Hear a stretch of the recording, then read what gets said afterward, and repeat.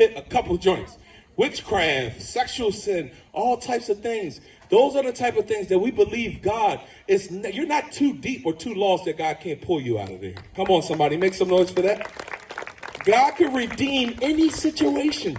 So anybody who's here, maybe you heard it, you're like, man, I had some stuff, I seen some. She got a little spooky on her. She went to those spiritual stuff. Yeah, that too, God will grab you from there too. Come on, make some noise one more time for what the Lord is doing in Tierra. That was good. Now, I have the privilege again. Last year, if you were here, we had this brother share his testimony, and that was just as crazy as Tierra's testimony. The brother came up here and shared and gave his whole story. His parents are here all the way from D.C. I am so godly proud of this brother. A man of God has come a long way. I've been on a journey with him. I watched him just grow, and God just grow him and grow him and grow him. He even works with me now. I don't know how that happened, but God pulled a fast one on us and got him working with us. So this brother's going to come and share the good news of Jesus Christ, a little message with y'all. Please, all the way from Lancaster Bible College, y'all make some noise for Bijan Hunter. Yeah.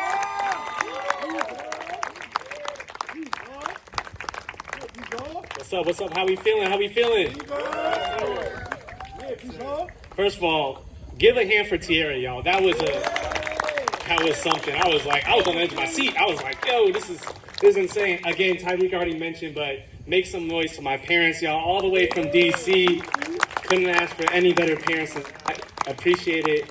And it's just so much love. You just hear Tierra's testimony, and then you just hear God was always loving her throughout all of it. So I just might as well tell everybody, if this mic would keep working, but I would just might as well tell everybody the greatest love story of all time, and that is the gospel. All right, so we're going to get right into it. So we're gonna take a little history class, you feel me? My favorite subject was history, by the way. But we're going to do a little history class. We're going to go all the way to the beginning of time when God created the heavens and the earth. He created the oceans. He created the animals. But most importantly, he created human beings. And God loved humans so much. He loved them so much that he's like, you know what? You could call me Father, right? Because he loved them so much. He even made a little garden of Eden for them where y'all could chill and I could just be as close to you as possible. The first people that was made was Adam and Eve. And literally in that Garden of Eden, they couldn't be touched. There was no natural disasters. There was no cancer. There was no diseases. They could literally live forever. God just said, I gave you everything. Just don't eat from the tree, or you will surely die. Now, when God's saying you will surely die, he means, one, you're going to die, just period, right there. And then the second thing, dying means it's separation from God, meaning you're going to get kicked out of the garden. Break it down, bro. So, yes.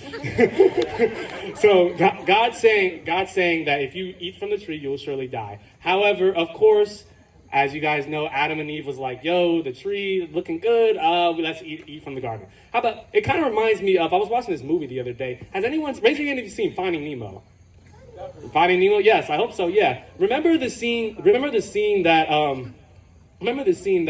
Nemo was with all his friends and stuff, and they were like, oh, look, there's the boat out there. Or, well, they called it a butt. They were like, don't touch the butt, right? But, yeah, don't touch the butt, right? And then everyone's like, yo, let's get closer to it. Let's get closer. And then Marlin, Nemo's dad, comes up, and he's like, what are you doing, Nemo? You're not even supposed to be out here. And he was like, yo, don't touch that boat. Don't touch that boat. But Nemo was like, now I'm going to touch that boat. I'm going to touch that boat. I'm going to touch that boat, right? And that's what Nemo said. He said, I'm gonna touch the boat. And then as soon as y'all can still hear me, right? Yeah. All right, cool. He was like, yo, I'm gonna touch the boat. And then Nemo, he touched the boat. And guess what happened? As soon as that happened, a diver came and swooped Nemo away, separating himself from the father. However, I like kind of the end of that scene where as soon as Nemo got swept away, Marlin, the father, did everything in his possibly can to get his son back. And that's exactly what God did for us. So, how is he going to do it? Because God, he can't go back on his word, right? He can't be like, oh, you ate from the tree, you surely die. And like, no, never mind, you're not going to die no more. He can't do that because he's fully just. So, what is he going to do? The only possible thing is he needs someone humanly perfect that has no sin, and also taking the punishment for everyone else who has sinned. The only problem, The only problem is, right, Everybody has sinned. Like, and I can prove it to you right now. Raise your hand if you lied before. I'm trying to look who hasn't lied, right? Raise your hand if you've stolen something. Stolen something, even like a little candy bar. Oh shoot, a couple, no hands over here, all right? Raise your hand if you like cheated on a test or whatever, ChatGPT, that counts too, by the way. So, raise your hand and sin. So we're all guilty, we're all guilty of sin, right? We're all guilty of sin. The only one who is perfect is God. So the only solution is God coming down in human form to die for our sins. And that's where we get Jesus Christ. So, this is a very big deal. No religion in history has ever even heard of God from the heavens coming down and living just among us, right? So again, this is a pretty big deal that God is he's gonna hype this up, right? He's gonna hype this up, and he literally goes and tells these people called prophets. He tells little Easter eggs about Jesus' life. He's like, yo, Jesus is gonna do this. He's gonna do this, and the prophets write this down, and that's how we get our Bible. You see, when I was a skeptic, right, I always thought, oh, the Bible was written by one person in a cave and No, the Bible is actually a historical textbook from all the way from the Egyptian Empire to the Persian Empire to all the way to Jesus' time in the Roman Empire. So these prophets are writing down what God is telling them of what Jesus is going to do in his life, and they come true. I'll prove it to you, because I was a skeptic myself. I was like, there's no way you can predict something 500 years and it coming true. Well, here's one. Micah 5:2. It says the Messiah would be born in Bethlehem through his origins were ancient. Now, if I'm living on the time of Micah, I'm like, yo, you're predicting someone from 500 years ago where they're going to be born? It happened. Matthew 2:1, Jesus was born in Bethlehem. So now, hold on, Rick. I'm like, okay, yeah, right. Like, yeah, you predicted, man, Bethlehem's just across the street. Anyone could do that, right? Well, here's another one by a whole nother different person. Here's this guy named Zechariah, and he's from 500 BC. And basically, Zechariah 11, 12, 13 says the Messiah will be betrayed for 30 pieces of silver.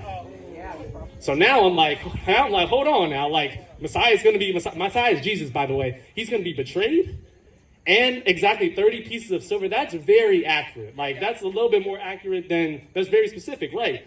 So there's no way that, it did happen. In basically Matthew 26 and 27, Judas betrayed Jesus for exactly 30 pieces of silver. Wow. Now that's, is correct. That's like literally insane. But now I'm like, you know what? Lucky guess, right? I mean, there's a bunch of numbers I could have 1 through 30. Boom. Lucky guess, right? All right, so let me give you one more prophecy. This is from the prophecy of Isaiah. Isaiah 7:14. The virgin will conceive and give birth to a son, and you will call him Emmanuel. Now, a virgin birth, that's impossible. You got it. Nobody has ever been born off a virgin. Well, it ended up happening. Matthew 1:22 through 23. Jesus was conceived by the Holy Spirit and was born of the Virgin Mary. Now, the fact that all these prophecies, I just gave you 3, all these prophecies came true, it's like you have a better chance of winning the lottery. But I could still say, oh, you were lucky winning the lottery, right? You could still, no matter what, you could be like, oh, that's lucky. But let's say I have a friend, let's say Tay, right? Let's say Tay won the lottery. And I'm like, oh my gosh, Tay, you won the lottery, that's crazy. And then next year, he wins the lottery again. I'm be like, wow, this guy's the luckiest guy on the planet. What's it? And then let's say the 3rd year, he wins the lottery again. I'm going to be like, Tay, you got cahoots with somebody. You talking to somebody, right? There's someone behind you winning the lottery. That's exactly what these prophecies all happen. Someone is behind all these prophecies, and it's God building up Jesus' return. And I only gave you 3. The Bible has over 300 prophecies, all having one point, and that is Jesus. So, let's get to Jesus, right? We're talking all this Jesus stuff. Jesus finally gets in the picture. He's doing all these miracles. He's healing the sick. He's casting out demons. He's calling bread from heaven. He's doing all these unnatural miracles, but people are still like, yeah, you ain't what you say you are, bro. Like, you ain't. And these people, a lot of them were called the Pharisees. The Pharisees were religious leaders. They dressed all nice and stuff, all holy, blah, blah, whatever and stuff. They were like, yeah, you're not God, right? So Jesus, in John chapter 8, they have like a little communication, right? And they're like, the Pharisees are like, are you really what you say you are? So John chapter 8, verse 57, it says, you are not yet 50 years old, they said to him, and you have seen Abraham. Then Jesus replied, "Very truly I tell you, before Abraham was born, I am." So hold on now. So Jesus is referring back to all the way back to Exodus 3:13. So hold on, a little bit of context, right? Context. Now Moses, he's in the Egyptian empire. The Egyptians are enslaving the Israelites and stuff. And Moses is talking to God through the burning bush, and Moses is asking him, "Hey, what's your name?" So let's read it. Exodus 3:13. Moses said to God, "Suppose I go to the Israelites and say to them, 'The God of your fathers has sent me to you.' And they ask me, 'What is his name?' Then what shall I tell them?" God said to Moses, "I am who I am. This is what you are to say to the Israelites. I am has sent me to you." So Jesus is basically saying that, I was the person in that burning bush. My name is the I am. Now, what does I am even mean? In the Hebrew, I am means divinity. It means eternal. I was always there. I was there forever. I was always there. I was there for you. I was there in creation. I was there in the Egyptian Empire, the Persian Empire, the Assyrian Empire. I was also there in your life. I was also there in your life. We go through so many things in life, right? Then so many things. We just heard a crazy testimony. We hear all these things. And do we recognize that Jesus was still there throughout it all? We may say like, "Oh, we're suffering. I'm suffering." But the fact that you're even alive shows that Jesus has a head of a protection over you. Like Jesus is literally saying, "I am the great I am. I was there forever. I was even there in your life." And it can literally even be the smallest things that Jesus can have protecting. If you're driving something and then someone's like, "Oh, something tell me to look up," and I hit the brakes, that could be Jesus right there protecting you. It's literally the littlest things that Jesus is still protecting us from, even when we were still sinners. Some of us was even cussing out God, and Jesus was still protecting us.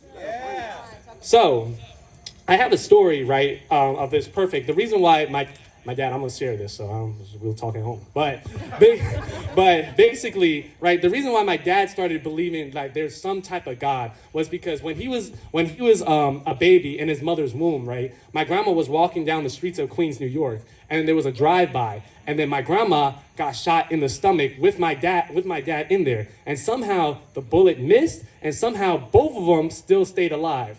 The fact of luck is crazy to that. God was still protecting him even though my dad didn't even know Jesus. And God is still protecting you even when some of us are turning away, even when some of us are closer than we may think. God is still protecting us. Why? Because he loves us. So, moving on to now, the Pharisees are mad. They're like, we're still mad. I know you're doing all these miracles. We still don't believe you're God. We're going to sentence you to death. So they give Jesus up to the Romans, and next thing you know, then the crucifixion happens. Now, the crucifixion, it's one of the most excruciating pains known to man. It's where they first flog you, and they whip Jesus with more than 40 different lashes. They had him carry a 300-pound cross all the way to his death. They had him nailed to the cross with his feet and hands. They speared him with a spear. They even put a crown of thorns on him. And can I remind you guys, this is God? This is God experiencing all these suffering, all this. God that literally had no suffering, and we got kicked out of the garden. And he said, "You know what? I'm going to experience suffering as well." Why? Because he loves us. How about just think about this? Have you ever thought about Jesus was thinking of you on the cross? Have you ever thought about all those licks? He could have said, "No, I'm good. I'm good. Let me send my angels down." But he's like, "No, I want to save Shamar. I want to save Tez. I want to save you." So my question is, why do we still think that we're too far away from that kind of love? Why do we self-condemn ourselves? Why do we feel like we're not worthy? You're obviously something worthy, that the God of heavens decided to die for you. But we still try to isolate ourselves, be lonely and stuff. And we're thinking our mistakes are too much for God. If you're thinking about, "Oh, I have too much mistakes. God, do you know what I have done?" God is saying, "Do you know what I've done? I've died on the cross for you to save you, even when you were still a sinner. I died 2,000 years ago. All the things that you've done, it's already done.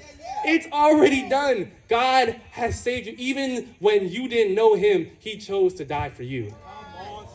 What type of love is that? What type of love is where he was still protecting you, even though you didn't even know God, he was still protecting you. And it wasn't a reaction. It wasn't like, oh, let me just step in. No, he knew what he was going to do from creation, that he was going to die for you, and he fulfilled that plan so we can be intimate with him.